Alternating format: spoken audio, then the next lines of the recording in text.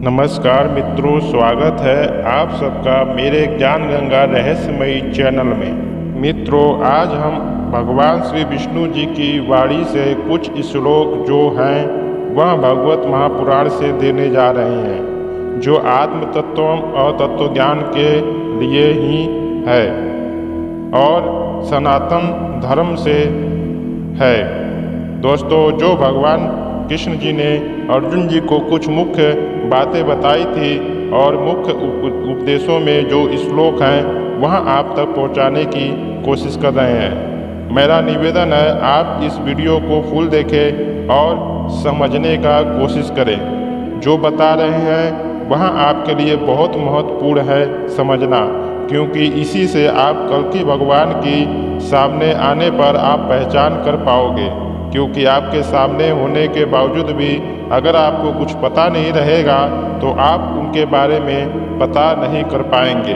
तो मित्रों, मेरे चैनल में नए हैं तो चैनल को सब्सक्राइब करें, बेल आइकन ऑल पर प्रेस करें। भगवत गीता की श्लोकों से आपको आत्मतत्व और भगवान की पहचान और तत्व ज्ञान क्या होता है उसके विषय में आपको बताने जा रहे हैं।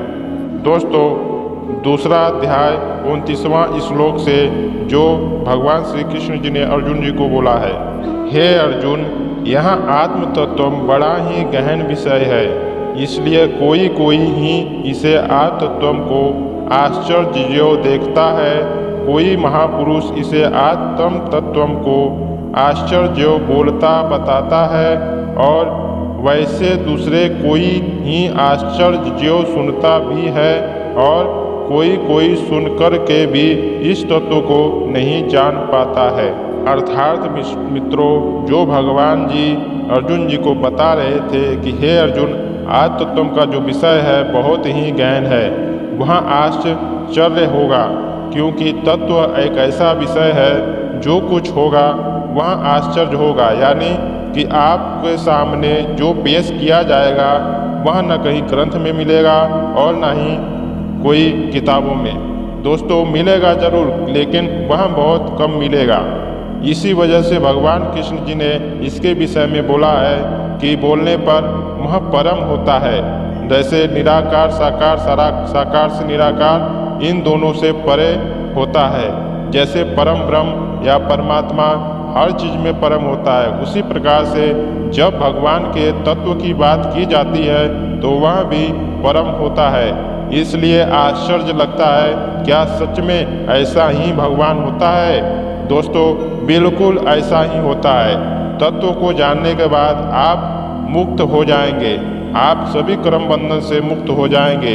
इस संसार में रहते हुए भी इस कर्म बंधन में नहीं रह सकते, क्योंकि आपका जीवन परमात्मा से युक्त हो जाएगा।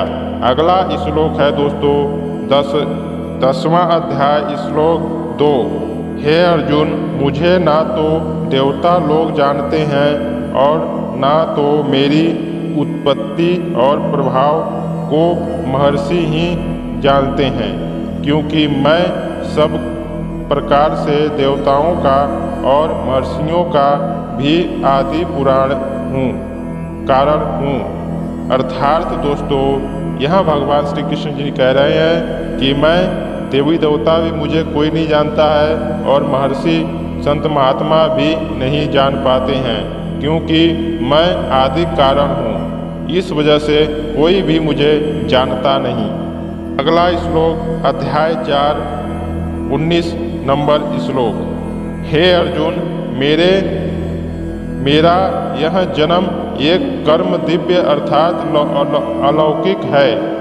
इस प्रकार जो पुरुष तत्व से जानता है वह शरीर को त्याग कर फिर जन्म को नहीं प्राप्त होता है, किंतु मुझे ही प्राप्त होता है। अर्थात दोस्तों, जो भगवान को जान लेता है वह दोबारा जन्म मृत्यु के चक्कर में नहीं आता है, वह परमात्मा के अधीन चरणों में रहता है या उनके साथ निवास करता है। अध्याय 7 श्लोक 2। हे अर्जुन, मैं तेरे लिए विज्ञान सहित तत्व ज्ञान के उस रहस्य का समृद्धता से बताऊंगा जिसका जानना इसको जानकर संसार में फिर और कुछ भी जानना योग्य या शेष नहीं रह जाएगा। अर्थात दोस्तों, भगवान कृष्ण जी ने कहा है कि मैं उस ज्ञान की बात कर रहा हूँ, विज्ञान सहित तत्व ज्ञान, जिसे रहस्य को जानकर संपूर्ण को जान जाओगे और इस संसार में कुछ भी जानना तुम्हें शेष नहीं रहेगा। अगला श्लोक 3 अध्याय 7। हजारों मनुष्यों में कोई मनुष्य ही मेरी प्राप्ति के लिए प्रयत्न करता है और उन प्रयत्न करने वालों सिद्धों में से कोई ही सिद्ध पुरुष मेरे परायण हुआ है। मेरे को तत्व अर्थात तत्व से जानना होता है। अर्थात दोस्तों, करोड़ों में से कोई एक ही सिद्ध पुरुष होता है और वह सिद्ध पुरुष ही परमात्मा को तत्व पुरुष से जान पाता है। अध्याय 11 और श्लोक 53।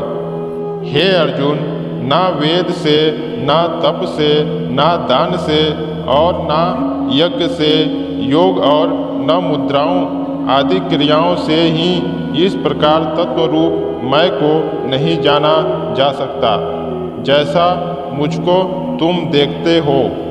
अर्थात मित्रों, जप तप योग नियम मुद्राएं जो हैं, क्रियाएं जो हैं, उससे भगवान तत्व कभी भी प्राप्त नहीं हो सकता। तत्व सिर्फ तत्व ज्ञान से, भगवान की कृपा मेहरबानी से, उनके शरणागत भली भांति होकर के ही प्राप्त किया जा सकता है। अगला श्लोक है 54 अध्याय 11। हे परम तपी अर्जुन, अनन्य भक्ति के कर तो इस तत्व रूपी वाला मैं प्रत्यक्ष देखने के लिए और तत्व को जानने के लिए तथा तत्व में ही प्रविष्ट के लिए तत्व द्वारा ही देखा जा सकता हूँ। अर्थात मित्रों, जो अनन्य भक्त होता है वह तत्व से ही भगवान को जान पाता है और तत्व ही देखता है और तत्व से ही देखता है। अगला श्लोक अध्याय 4 और श्लोक 34। इसलिए तत्व को जानने वाला तत्व ज्ञानदाता पुरुष से भली भांति हर प्रकार दंडवत प्रणाम तथा सेवा और निष्कपट भाव से एक होकर प्रश्न द्वारा उस तत्व ज्ञान को जान वे तत्व को साक्षात देख कर वाला तत्व ज्ञानदाता महापुरुष तुझे उस तत्व ज्ञान का उपदेश कर तुम्हें उस तत्व को दिखाएगा।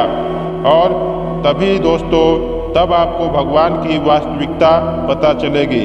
और तत्व ज्ञानदाता भगवान युग में एक ही बार होता है, वह भगवान ही होता है, क्योंकि तत्व ज्ञान उसके पास ही होता है जो भगवान होता है, अर्थात दूसरा कोई नहीं होता है। अगला श्लोक 35।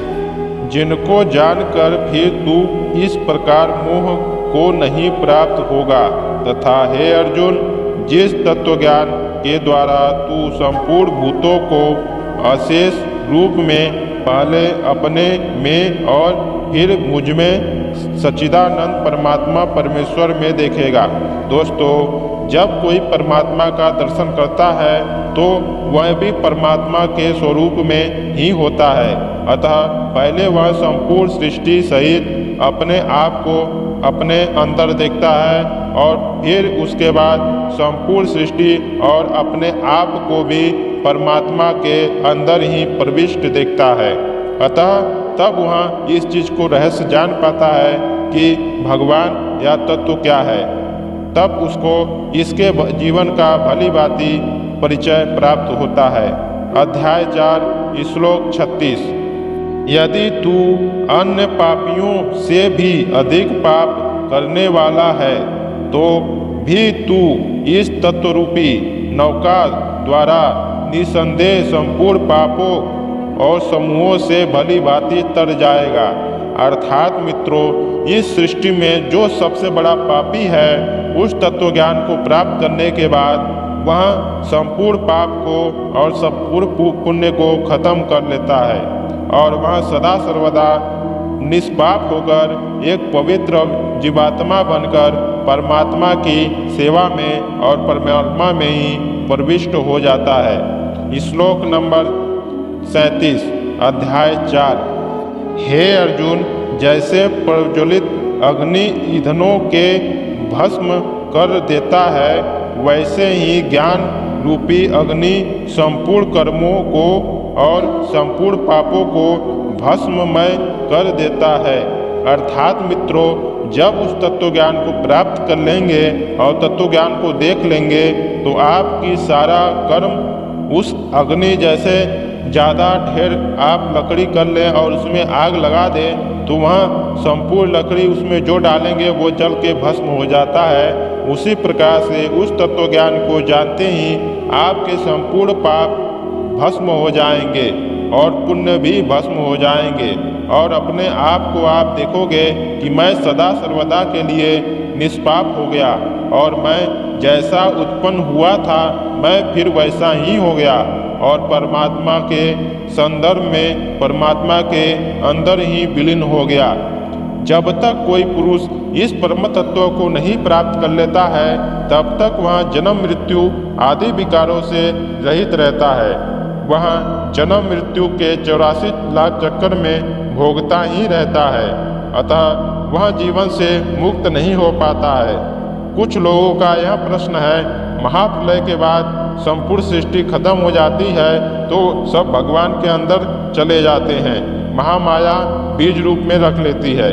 तो अतः दोस्तों, सभी पुरुषों का बीज रूप में माँ आदि शक्ति अपने अंदर बीज रूप में रखकर संजय कर लेती हैं और पुनः जब सृष्टि उत्पन्न होती है तो आपको फिर उसी बीज रूप में आप वापस जन्म लेते हैं। इसी प्रकार से ये भगवान की खेल चलती रहती है। जब तक उस परमात्मा को तत्व को नहीं प्राप्त कर लेते तब तक आपका मोक्ष नहीं होगा और तब तक आपको जन्म मृत्यु इन विकारों से हमेशा गुजरना ही पड़ेगा। आप नहीं जानते, जन्म मृत्यु जो होता है अति कष्टदायी होता है, नरक से भी भयानक होता है। जब आपकी मृत्यु होगी तब आप देखिएगा कि आपको कितना कष्ट हो रहा है इस शरीर से जीव को निकालने में। अर्थात आप किसी सत्पुरुष महापुरुष के पास जाकर इस जीव का अध्ययन करें, आप अपने शरीर से अपने आप को निकालें और अंदर करें। यह विधि पूर्वक जान लेना चाहिए और समझ लेना चाहिए, जिससे आपकी मृत्यु होते समय आप आसानी से अपने देह का त्याग कर सकते हैं। अतः यह संपूर्ण सृष्टि अभी भी उस कार्यों को चला रही है। मित्रों, कल की भगवान इन सब बातों को सब भली भांति कर करा रहा है। जैसे कि मैं जानता हूँ उसी प्रकार से आपके पास पेश कर रहा हूँ। तो मित्रों, आज के लिए इतना ही। मिलते हैं अगली वीडियो में। अगर मेरे चैनल में नए हैं, चैनल को सब्सक्राइब करें, बेल आइकन ऑल पर प्रेस करें। जय श्री कृष्णा, जय श्री राधे।